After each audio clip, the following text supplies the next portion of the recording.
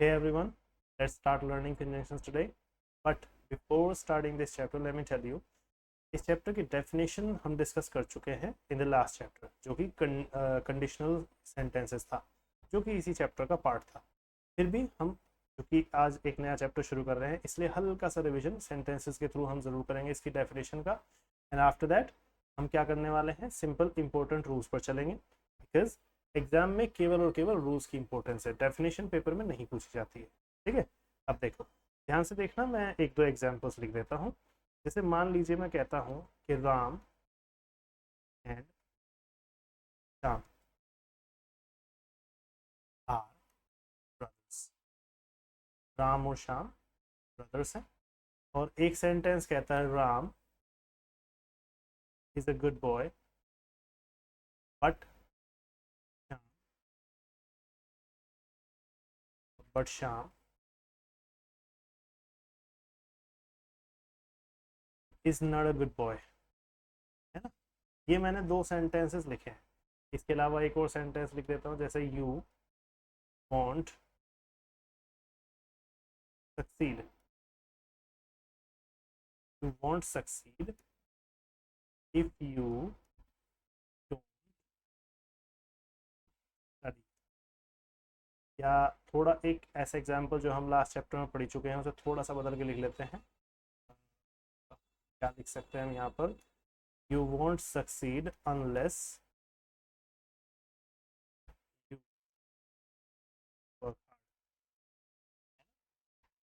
अब इन सभी सेंटेंसेस पर जरा फोकस करो थोड़ा सा, तो तुम्हें बताता हूँ, ध्यान से देखना। एक तो ये वर्ड है एंड, यहाँ पर आया है। एक आया है बट, एक आया है अनलेस। ये दोनों तीनों वर्ड ही क्या कर रहे हैं, ये क्या कर रहे हैं, या तो दो वर्ड्स को जोड़ रहे हैं या फिर दो सेंटेंसेस को जोड़ रहे हैं, है ना, यही तो काम कर रहे हैं।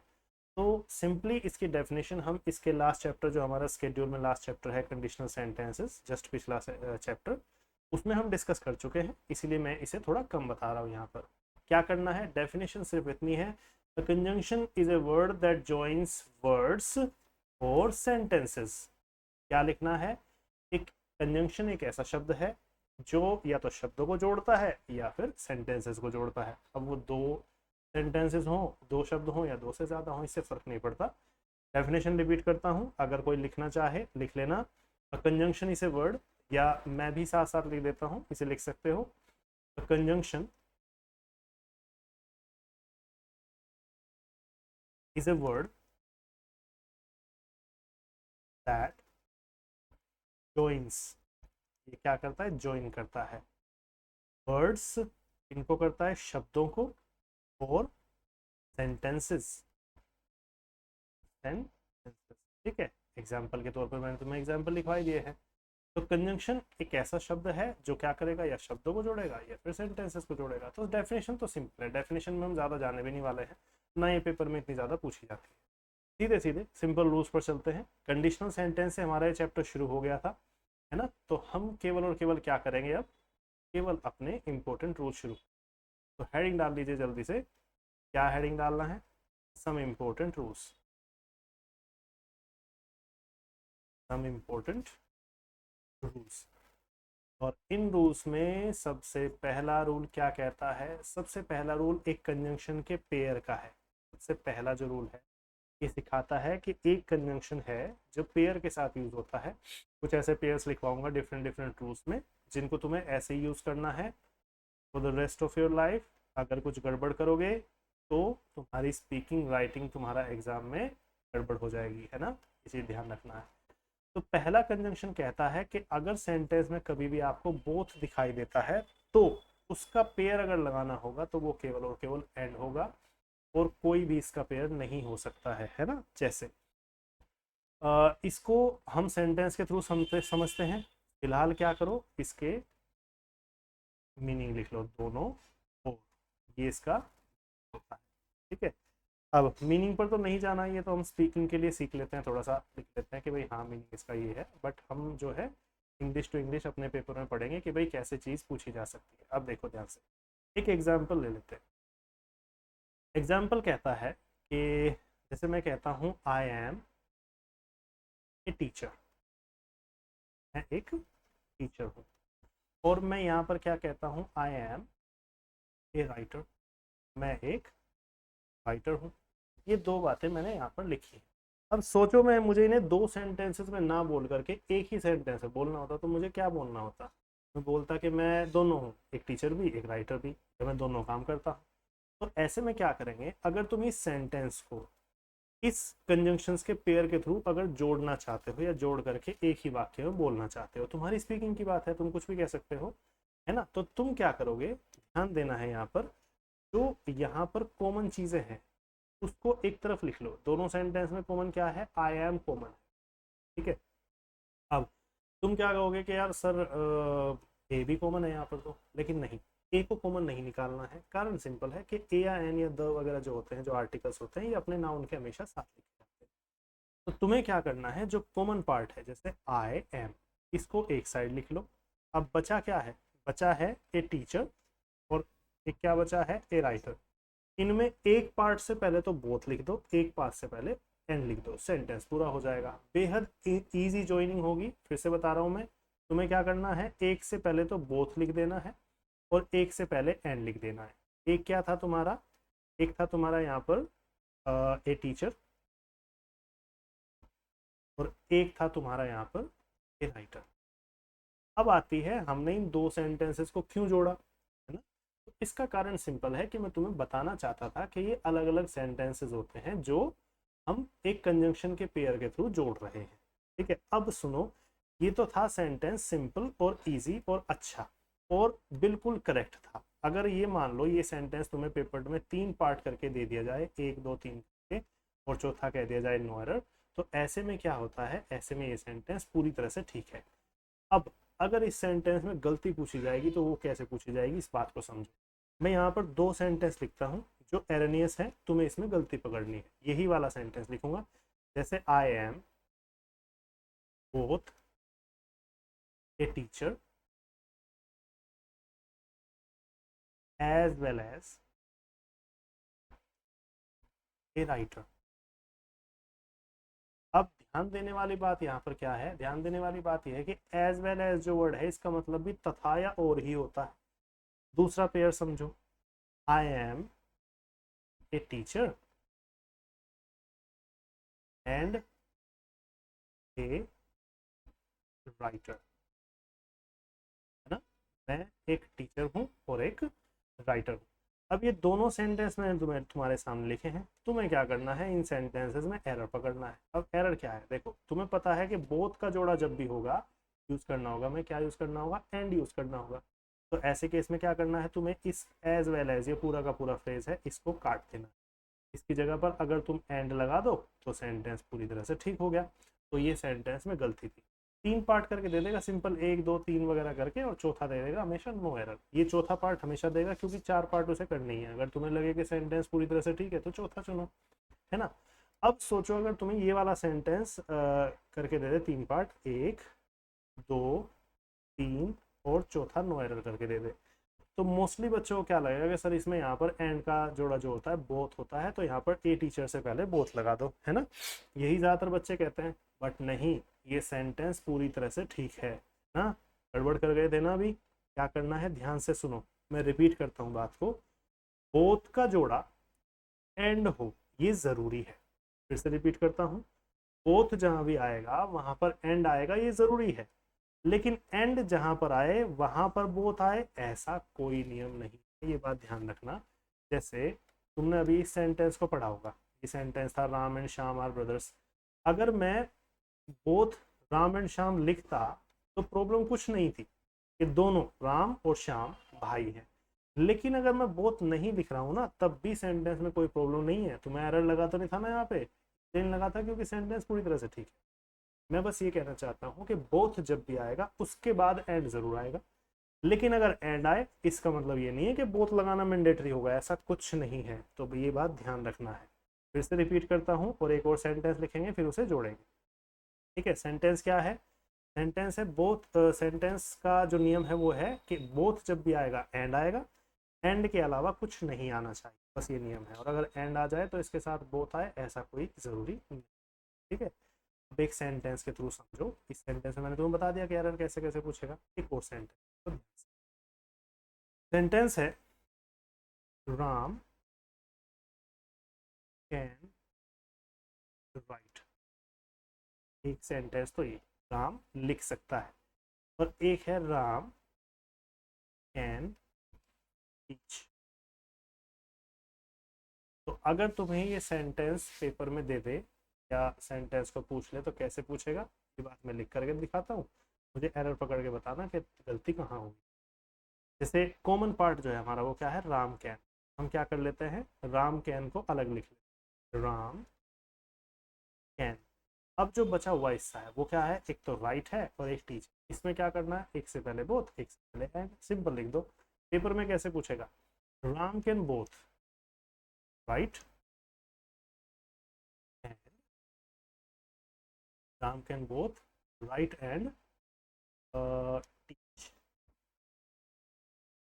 बात समझ में आई। अब अगर सेंटेंस को इस तरीके से दे दे तब हमें कोई समस्या नहीं है, ऐसे दे दिया, ठीक है, चौथे पार्ट में नो एरर करके, तो ऐसे केस में तुम नो एरर चुनो।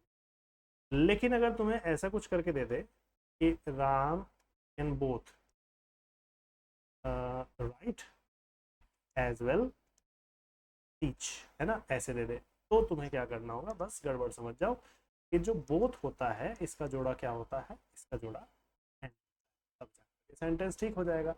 बात समझ में आ गई है। अब आगे बढ़ते हैं, सेंटेंस को ध्यान से देखो।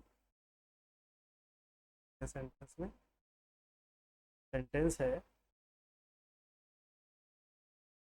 ये वाला सेंटेंस तो हमारा क्लियर हो ही चुका है ना।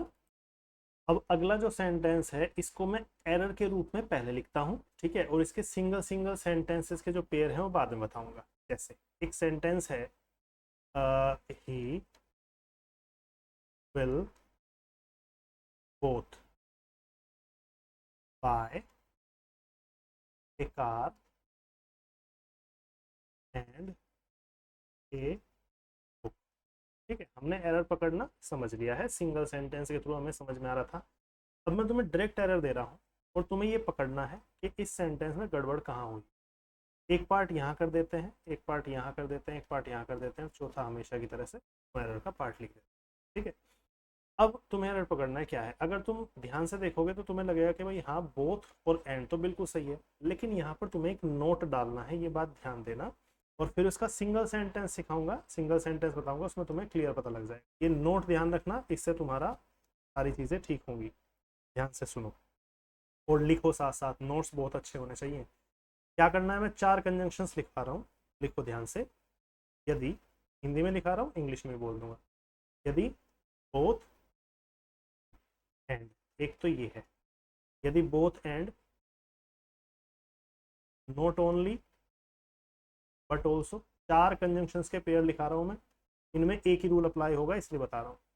Both and, not only but also, either, और एक चौथा है नाइदर, नो। ठीक है, एटसेट्रा के साथ, यदि इन इन कंजंक्शंस आदि के साथ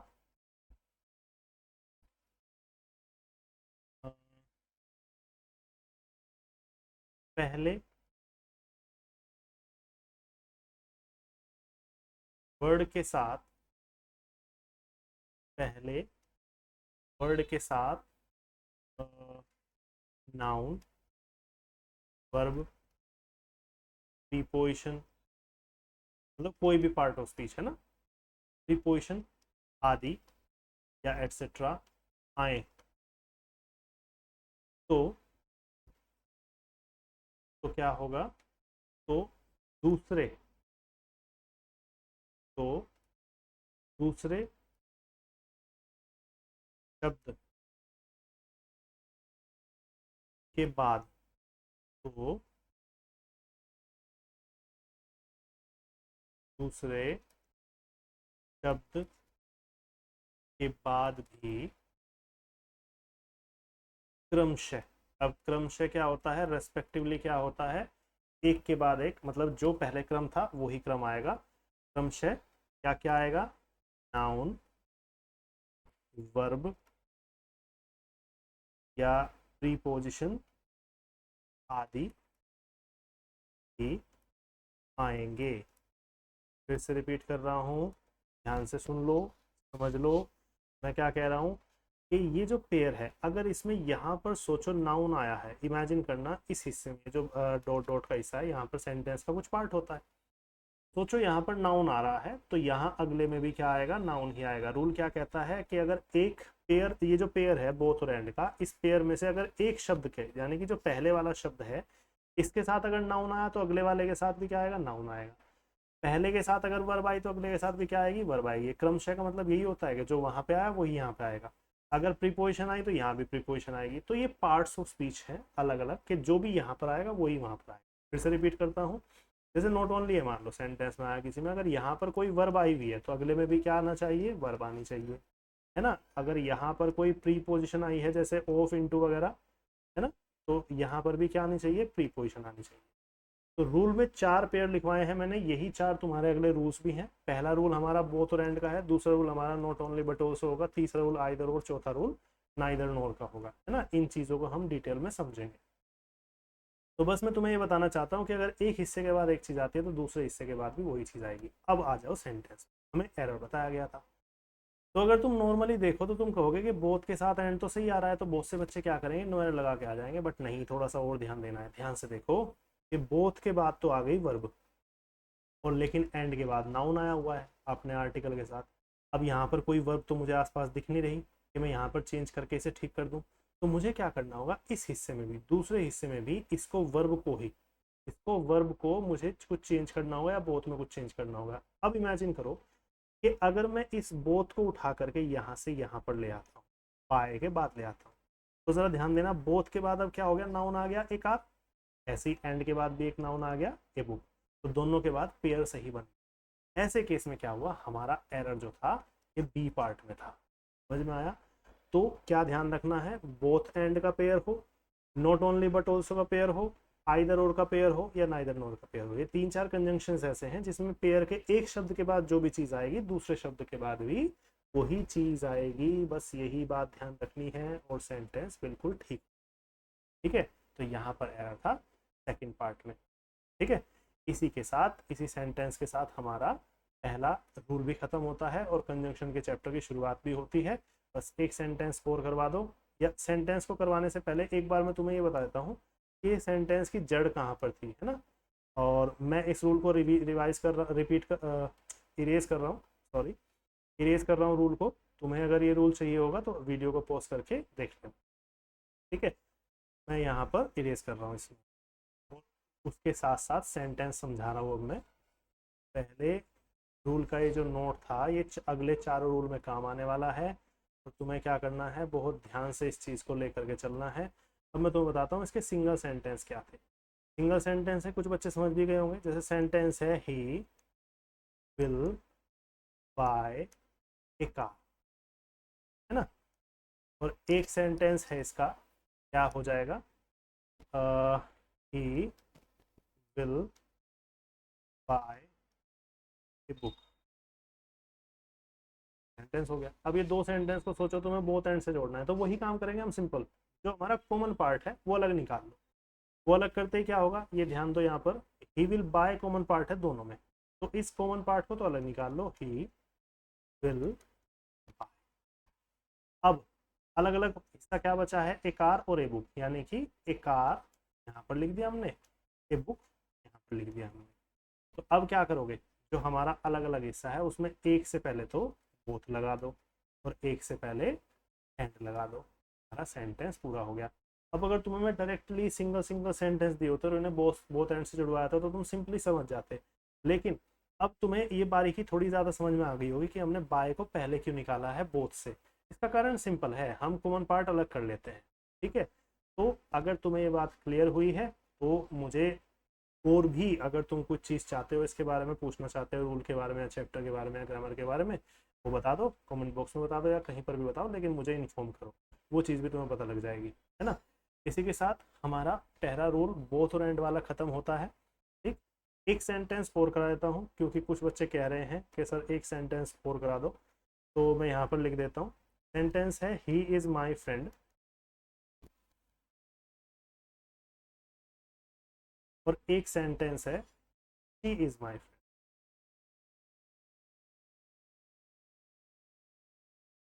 ठीक है, इन दोनों सेंटेंस को तुम्हें जोड़ना है। तो कॉमन पार्ट देख लो बस, सिंपल। ठीक है, एरर कैसे पूछेगा वो बाद की बात है, पहले कॉमन पार्ट देख लो। कॉमन पार्ट क्या है, इज माई फ्रेंड, तो यहाँ पर भी क्या है, इज माई। तो तुम क्या करो, इज माई फ्रेंड को अलग लिख दो एक जगह निकाल कर। अब जो अलग हिस्सा बचा वो क्या है, शी और ही। इनमें एक से पहले तो लगा दो बोथ, तो बोथ ही, और एक से पहले लगा दो एंड शी। अगर सोचो ये सेंटेंस तुमने अभी मिला दिया है दोनों को अच्छे से, अगर सोचो ये सेंटेंस पेपर में आ जाए और ऐसे दे दे कि भाई इसमें एरर पकड़ो, तो 1 2 3 और चौथा नो एरर करके दे दे, तो कहाँ एरर पकड़ोगे, समझ गए होंगे बहुत से बच्चे। क्या करना है, इस की जगह पे आर करना है। कहने को हमने कॉमन निकाल लिया था, इज गलत है। क्यों गलत है, क्योंकि तुम्हें पता है कि एंड के साथ जब दो चीज़ें जुड़ती हैं तो प्लूरल हो जाता है ऑटोमेटिकली, है ना। तो जब ये सिंगल सिंगल सेंटेंस में लिखे हुए थे तो इज लिखे हुए थे क्योंकि सब्जेक्ट एक था, लेकिन अब तुमने मिला दिया तो दोनों, वो और वो लड़का और वो लड़की क्या है, आर माई फ्रेंड। अब क्या कहोगे, वो दोनों जो है मेरे दोस्त हैं, तो फ्रेंड भी नहीं रहेगा, फिर क्या करना होगा तुम्हें, फ्रेंड को भी फ्रेंड्स करना होगा। तो थोड़े से चेंजेस आगे आ जाएंगे, ये तुम्हारा कॉमन सेंस। इसमें कोई स्पेशल रूल नहीं है कि मैं तुम्हें लिखवाऊँ और तुम्हें बहुत अच्छा लगेगा कि हाँ सर ने बढ़िया बताया, ऐसा नहीं। बहुत सिंपल रूल है, आराम से तुम इसे समझ सकते हो। जो एक नोट था कि भाई एक के बाद जो पेयर होगा, जो चीज़ होगी, जो पार्ट ऑफ स्पीच होगा, वो ही पेयर के दूसरे वर्ड के साथ होगा, वो चीज़ ज़रूरी थी, बस ये बात ध्यान रखें। ठीक है, चलो, तो इसी के साथ आज का जो हमारा ये लेक्चर है ये फिनिश होता है, और इसके बाद नेक्स्ट जो लेक्चर होगा उसमें हम करेंगे रूल नंबर 2। रूल नंबर 1 हमारा कंजंक्शन का खत्म होता है, बोथ और एंड का पहला रूल। ठीक है।